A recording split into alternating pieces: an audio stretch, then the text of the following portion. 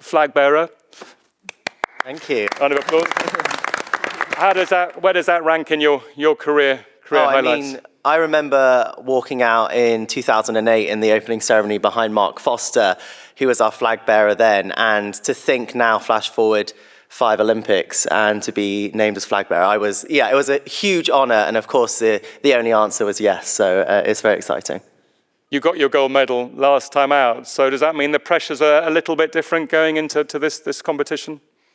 Yeah, I thought I retired after Tokyo, if I'm quite honest. We all thought you'd retire. Yeah, I took 2 years away from the sport, and it took me actually going to the Olympic and Paralympic Museum in Colorado Springs, actually, where at the end, there's this video of what it means to be an Olympian, and it took me completely off guard, and of course, had quite an emotional response, and it was my son who said to me that he wanted to see me dive in the Olympics, and of course when your children say that they want you to do something, you know, whether it's going back into the pool and training for the Olympics, you do it. But you know, this time last year was when I decided to come back, and I didn't know if I was going to get back into the synchro team, if we were going to qualify a spot, but you know, with a bit of hard work and making sure that you show up every day and determination, you can get there.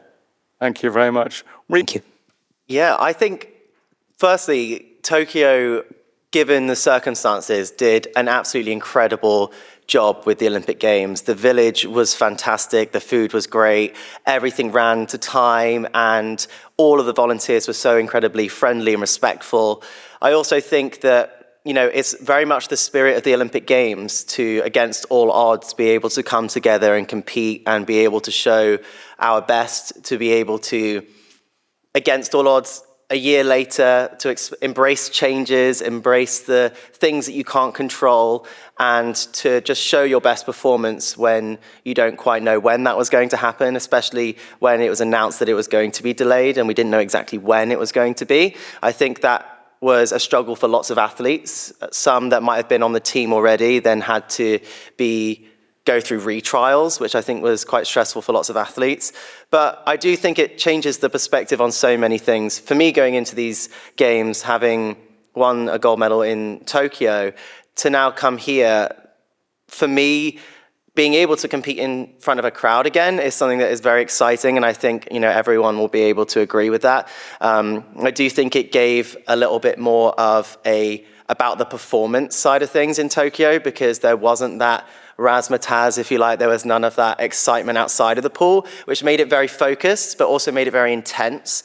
Whereas this time, I think lots of athletes are looking to really soak up the experience.